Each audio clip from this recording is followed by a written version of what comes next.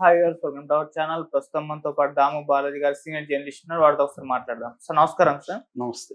Sir Pakistan లో ఒక train ని హైజాక్ చేసేసారు సార్. ఇది ఇప్పుడు ప్రపంచవ్యాప్తంగా కూడా సెన్సేషన్ క్రియేట్ చేస్తుంది. అంటే ఈ స్థాయిలో ట్రైన్ హైజాక్ అనేది ఇప్పట్లో ఎక్కడ కూడా చూడలేదని కూడా మాట్లాడుతున్నారు. అసలు ఎవరు హైజాక్ చేశారు, ఏం జరిగింది, మరి ఏ విధంగా వాళ్ళని రెస్క్యూ చేశారు, మరి మీరు ఈ ఇన్సిడెంట్ గురించి ఏం చెప్తారు సార్?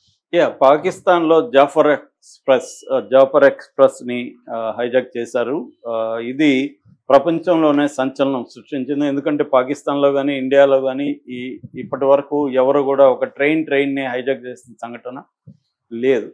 సో ఎవరు చేశారు, ఇది ఎందుకు చేశారు, దీన్ని పాకిస్తాన్ ఆర్మీ మేము విడిపించేసాము, మొత్తం హోస్టేజెస్ అంటారు, వాళ్ళ దగ్గర పెట్టుకొని ఉన్న వాళ్ళందరినీ విడిపించేసామని అనౌన్స్ చేసింది. దానికి వాళ్ళేమో అవతల లేదు, మా దగ్గర ఇంకా మిలిటరీ చాలామంది బందీలుగా ఉన్నారని వాళ్ళు చెప్తున్నారు. అసలు ఏం జరిగింది, ఎందుకు జరిగింది, ఎలా జరిగింది అనేది మనం చూద్దాం. ఇదేంటంటే జాఫర్ ఎక్స్ప్రెస్ బలూచిస్తాన్ అని ఒక ప్రావిన్స్ అంటారు వాళ్ళు, స్టేట్ అనుకోవచ్చు మనం. అట్లాంటి ప్రావిన్సెస్ పాకిస్తాన్లో అతిపెద్ద ప్రావిన్స్ బలూచిస్తాన్ అనమాట. ఈ బలూచిస్తాన్ మొత్తం 3,50,000 చదరపు కిలోమీటర్లు ఉంటుంది. మొత్తం పాకిస్తాన్ వైశాల్యంలో 44% ఈ బలూచిస్తానే ఉంటుంది. కానీ జనాభా మాత్రం 6% కంటే ఎక్కువ ఉండరు.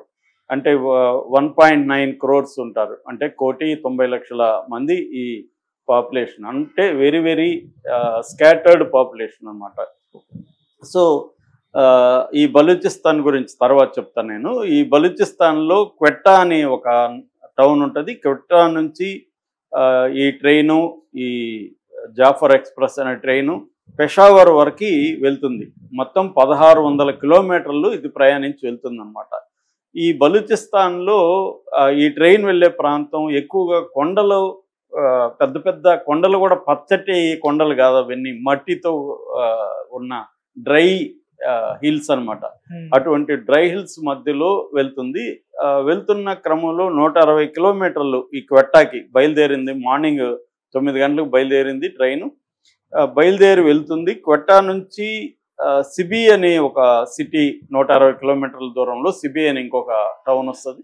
ఆ సిబికి ముందు వీళ్ళు అటాక్ చేశారన్నమాట. అక్కడ ఏంటంటే 17 టన్నెల్స్ ఉంటాయి. ఆ టన్నెళ్ళ గుండా వెళ్ళాలి. మొత్తం టెరైన్ అంతా కూడా అది చాలా హిల్లీ ఏరియా.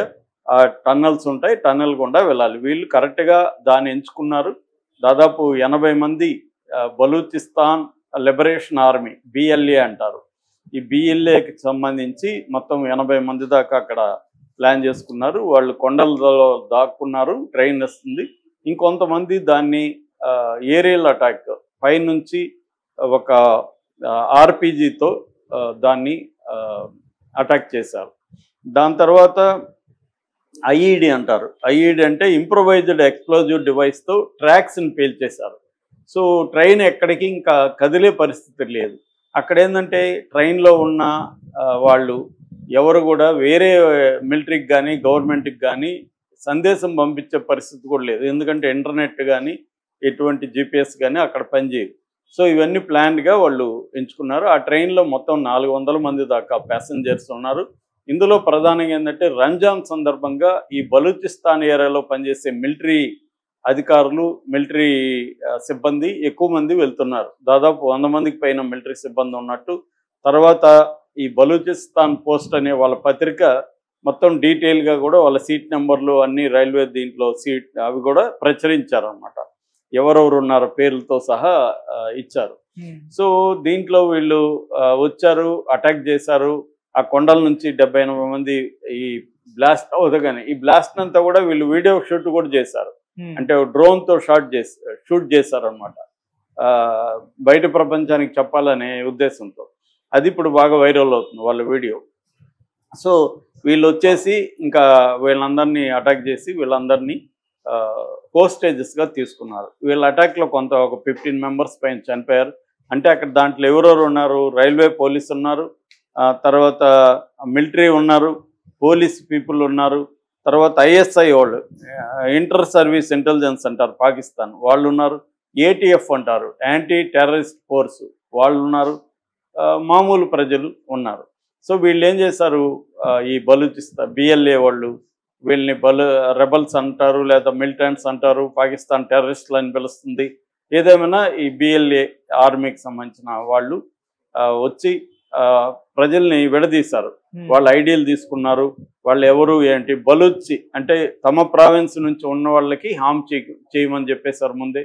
అట్లాగే స్త్రీలకి పిల్లలకి మేము హాని చేయము, మీరు భయపడకండి అని చెప్పారు. హ్యాపీగా ఉండండి, భయపడకండి, మీరు టెన్షన్ పడకండి అని చెప్పారు. ఓన్లీ పంజాబ్ వాళ్ళని అంటే మన పాకిస్తాన్లో 50% పంజాబీసే ఉంటారు. అక్కడ పంజాబీ అనే మన పంజాబ్ కాదు. సో పాకిస్తాన్లో పంజాబీస్ ఉంటారు. వాళ్ళు డామినెంట్ అనమాట. వాళ్ళని ఈ బలూచిస్ బ్యాచ్ ఎనిమిస్గా ట్రీట్ చేస్తారు. సో పంజాబ్ వాళ్ళని ఈ మిలిటరీ ఈ రైల్వే పోలీసు ఉంటారు కదా, railway police, intelligence, government workers వీళ్ళందరినీ సపరేట్ చేసేసారు.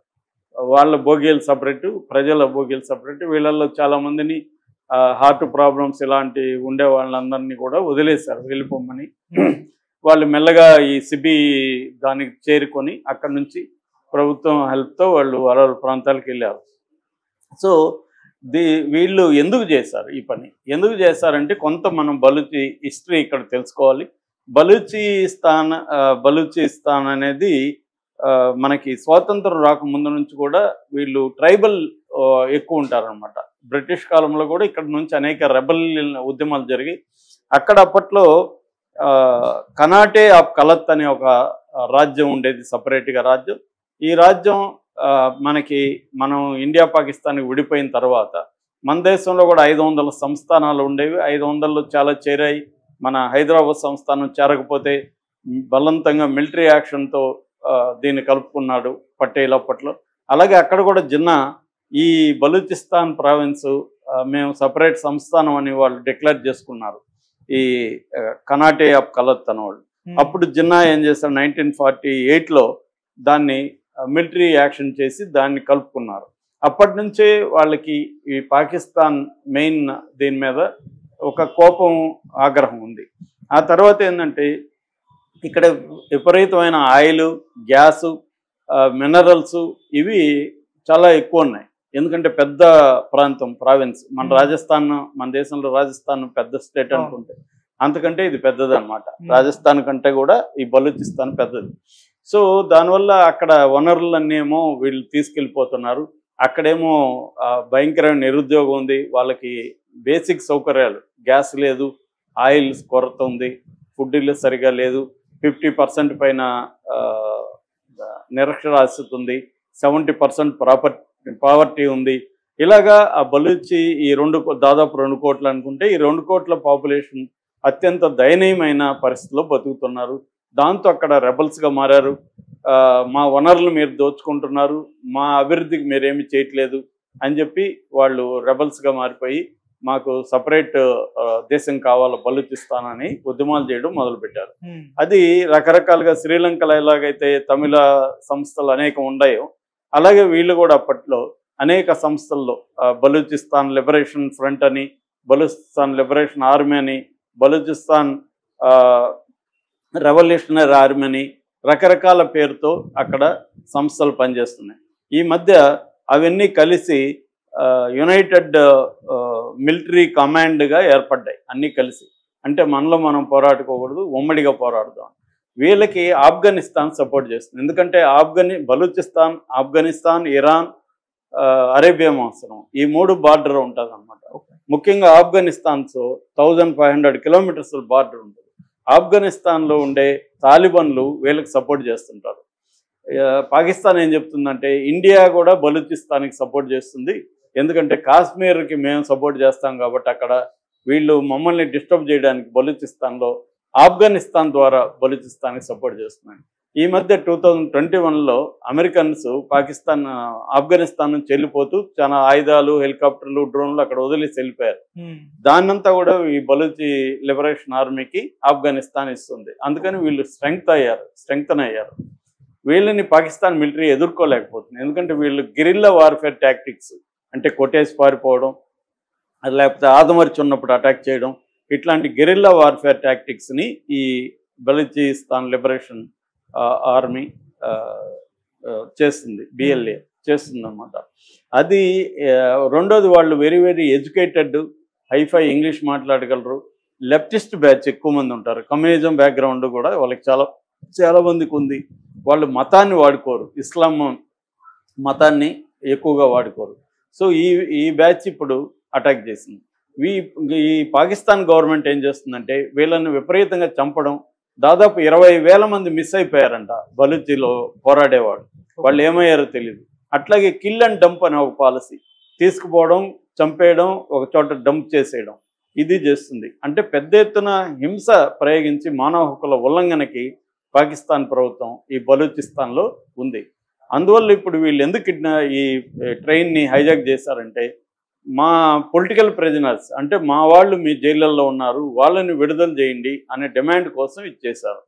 సో దాదాపు 400 మంది ఆ ట్రైన్లో ఉంటే 200 మందిని పంపించి 200 మందిని వీళ్ళు పెట్టుకొని మీరు మా వాళ్ళని రిలీజ్ చేయకపోతే 48 గంటల్లో మేము చంపేస్తాం వీళ్ళని అని హుకుం జారీ చేశారు. దీంతో పాకిస్తాన్ గవర్నమెంట్ పెద్ద ఎత్తున సైన్యాన్ని, హెలికాప్టర్ని, డ్రోన్స్ని దింపి దాని మీద అటాక్ చేసి వాళ్ళని విడిపించామని చెప్తుంది. కొంతమంది బయటకు అయితే వచ్చారు. మరి వీళ్ళు విడిపించారా, వాళ్ళు వదిలేస్తే వచ్చారా అనేది క్లారిటీ అయితే ఇంకా లేదు. పాకిస్తాన్ ఏం చెప్తుందంటే 33 మంది మిలిటెంట్స్ని మేము చంపేశాము, ఇంకొంతమందిని పట్టుకున్నాము. ఈ గొడవలో 21 మంది ప్యాసింజర్లు చనిపోయారు, మా వాళ్ళు ఒక 4 మిలిటరీ వాళ్ళు చనిపోయారు అనేది, చాలామంది గాయపడ్డారు అనేది చెప్పింది. అయితే ఇది నిజమా కాదా అనేది తెలియట్లేదు. పాకిస్తాన్ ఆర్మీ చెప్తున్న నిజమా? ఎందుకంటే పాకిస్తాన్లో ఫుల్ లెంగ్త్ డెమోక్రసీ ఎప్పుడు లేదు. పేరుకి డెమోక్రసీ కానీ అక్కడ పరిపాలన, రియల్ పరిపాలన అంతా మిలిటరీ చేస్తుంది. ఆ మిలిటరీ వాళ్ళ అనౌన్స్మెంట్లు ఏది నమ్మాలనేది ఇప్పుడు తెలియదు. రెండోది ఏమంటే బలూచిస్తాన్లో చైనా పెట్టుబడులు పెద్ద ఎత్తున ఉన్నాయి. దాదాపు 60 బిలియన్ల డాలర్లతో చైనా పాక్ ఎకనామిక్ కారిడార్ ఉందన్నమాట. సో దాన్ని కూడా వీళ్ళు వ్యతిరేకిస్తున్నారు. అంటే మా వనరులని మీరు కొల్లగొట్టేది కాకుండా చైనాకు కూడా అప్పగించారు.